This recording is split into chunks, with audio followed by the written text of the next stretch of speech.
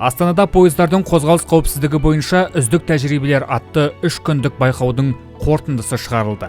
Байқауды Қазақстан темір жолы ұлттық компаниясы акционерлік қоғамы ұйымдастырды. Елдің түкпір-түкпірінен жиналған 12 команда өз жобаларын таныстырды. Олардың ішінде жабдықты жаңғырту, жаңа оқыту әдістемелері, сондай-ақ темір жолдағы оқыс оқиғалардың алдын алу жүйелері де бар. Бірінші келген күні біздерде өзіміздің дайындалып келген жоспарымыз солмен бөлістік.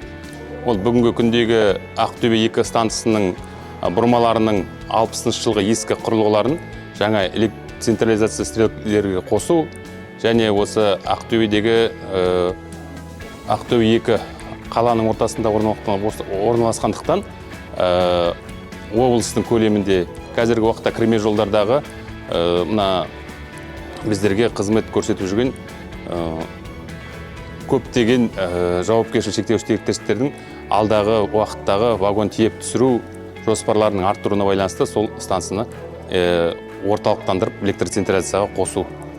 Биыл алғаш рет жеңімпаздарды қазылар алқасы емес, қатысушылардың өздері таңдады. Әр команда әріптестердің жобаларын өзектілігі, тиімділігі және инновациялығы бойынша бағалады. Ұжымдық дауыс беру нәтижесінде бірінші орында Маңғыстау өңірінің командасы, екінші орында Ақтөбе, үшінші орында Ақмола командалары иеленді. Сондай-ақ ең білімді команда ретінде Шымкент тобы атап өтілді. Қазақстан темір жолының бастапқы 3 кітабы ПТЕ, ЕСЕДП қанмен жазылған, қозғалыс қауіпсіздігін қамтамасыз ету үшін.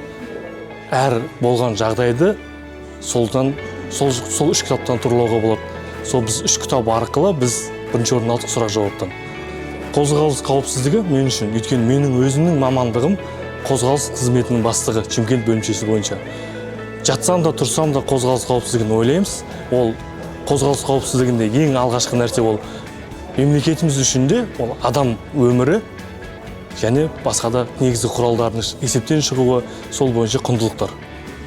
Байқау қтж желісінде тәжірибе алмасуға және қауіпсіздік мәдениетін дамытуға маңызды алаңға айналды.